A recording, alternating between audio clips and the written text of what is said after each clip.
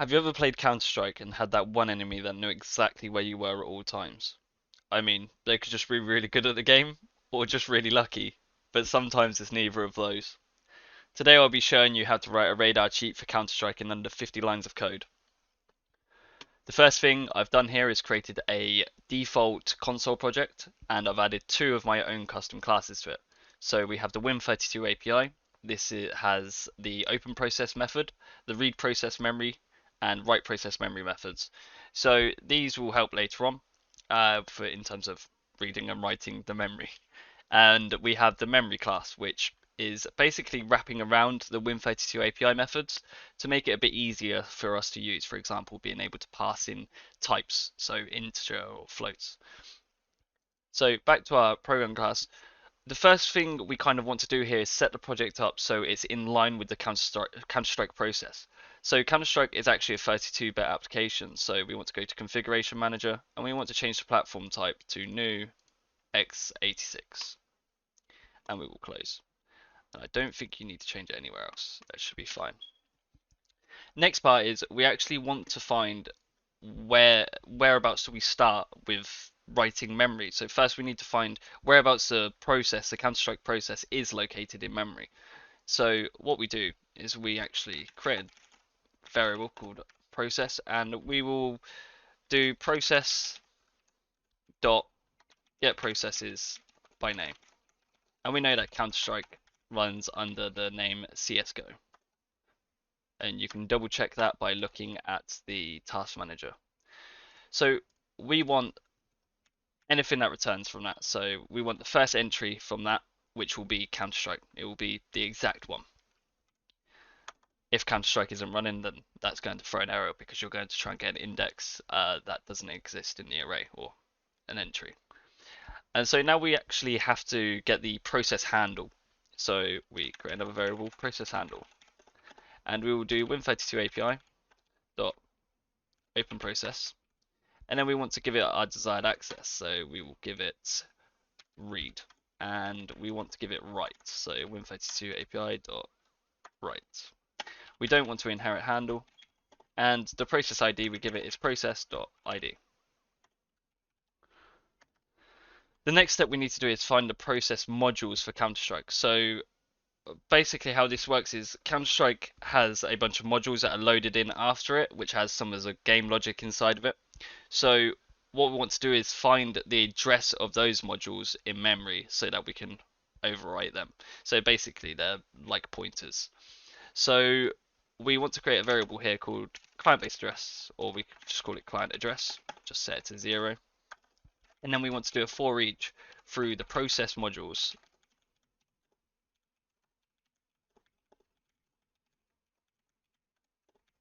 And then we want to check the process module name. So we can do, well, we need to implement this first.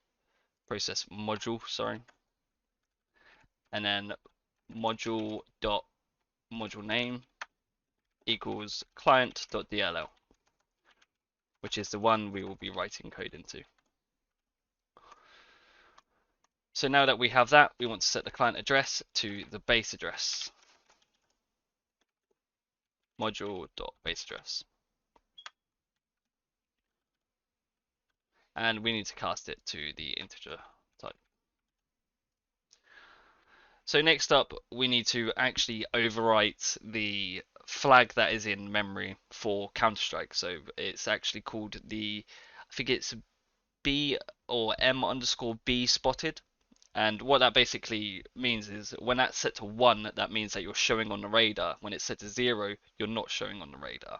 And this is what we're going to abuse to give us a radar cheat. So first thing we actually need to do here is find the offsets, and instead of me going through explaining how you reverse the Counter-Strike process to finding the offsets, you can actually use something that already exists called Haze dumper. So Haze dumper is automatic, I think, and it runs after every single Counter-Strike update. So what we want to do is go to their csgo.cs class, and we basically just want to copy all of these offsets.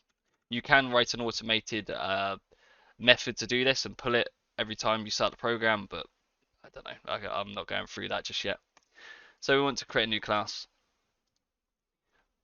and we'll call it Haze dumper. and then we'll paste in our offsets. And I'm going to rename these to netvars like that, and this one to signatures.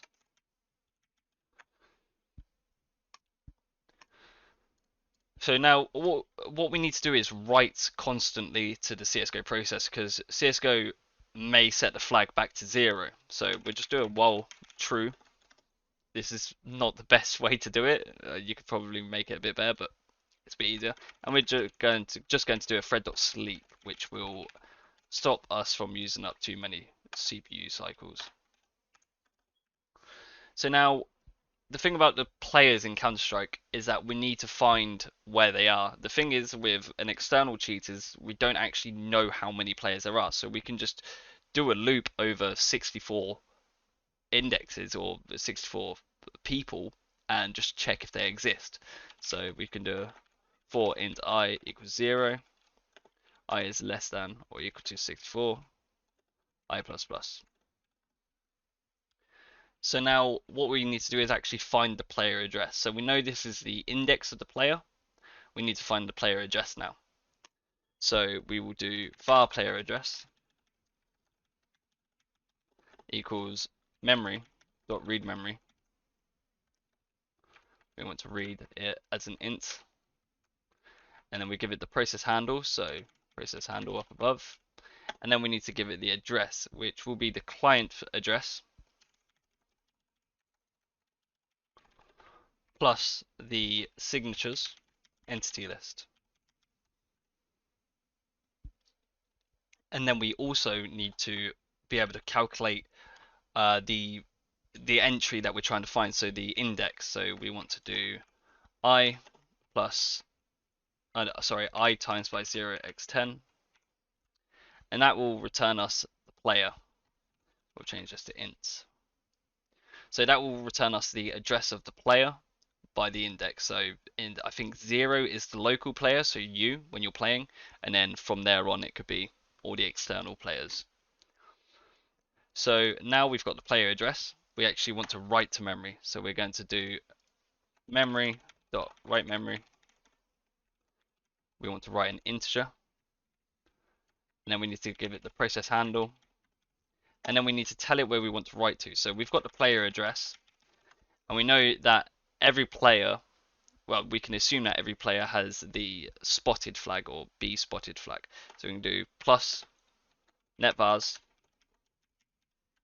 dot m underscore B spotted, and we want to set this to 1. Obviously, if you want to hide all the players, set it to 0. I don't see why you'd want to do that though. And now I'm running Counter-Strike. You can see that the enemies that are in my cone of vision are showing up on the radar, and if I look away, they turn into question marks. If I now run this application, and we go back and check, you can now see that all the enemies are glowing on my radar. This also works online, although I do not recommend using it. I cannot verify whether or not it will get you banned or whether it will be completely undetectable for the foreseeable future. You'd have to look into how VAC works to know the answer to that one. But thank you for watching, and if you want me to do any more videos on certain other games or maybe more Counter-Strike cheats, just write it in the comments and let me know.